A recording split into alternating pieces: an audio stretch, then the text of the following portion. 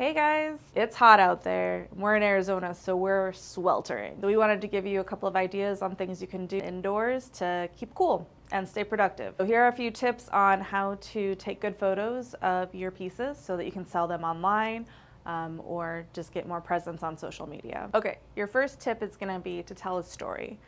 Your photos of your pieces are kind of an extension of the art that you've already done. A photo in itself is a piece of art, so you want to kind of set your stage, tell your story. What works for one person and one piece is not going to work for another piece. What we like to do a lot here is like a nice clean white background with studio lights. You might want to use a wood background or have some props to accentuate your art. Some props that you could use, for example, this is a watch part pen. So you could put some pieces of watch part. If you're using a natural wood, you could use some chunks of that actual wood, different things like that, just to show your customer, your potential customer, what that actual item is, to make that connection between the completed pen and the process that you put into that, or the work that you put into that to get that final result. Part of your stage is going to be your lighting and your background.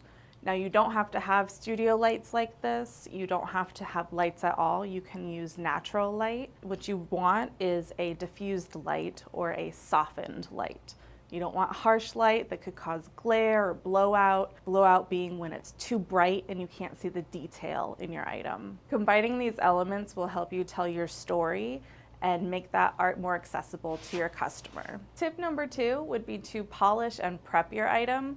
A lot of times I get pens that are just off the production line, so they have a lot of debris.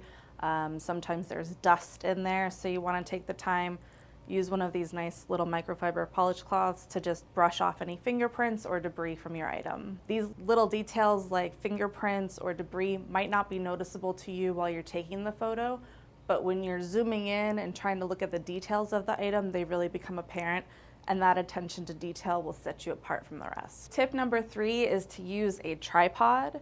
If you don't have a tripod, you can set your phone up leaning against something that's stable. The reason you want to have your camera on a tripod is this allows for consistency in your shots. You can use your tripod for stability when you're adjusting your light and dark in your exposure, either if it's in your camera or your cell phone, or in post-production, which we'll cover in a minute. Our 4th tip is to utilize editing. This is a great tool to help you fine-tune what you didn't catch when you were taking the photo. You can lighten it to make it a nice clean white background. You can darken it to pop out some of the darker details. Your cell phone has a lot of these options. There's editing software, a lot of them are free, that you can download on your phone or computer.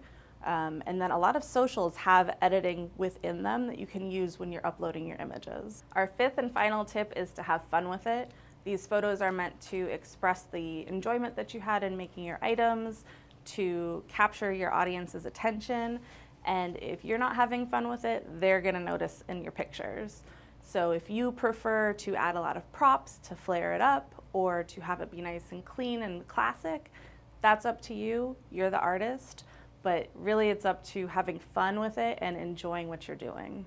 We hope you guys stay cool out there. Thanks for taking the time to watch this video. If you have any questions or if you want a more in-depth look at photo editing, please let us know in the comments. Don't forget to hit that like button, subscribe if you haven't already. We'd love your feedback if you have any questions or comments.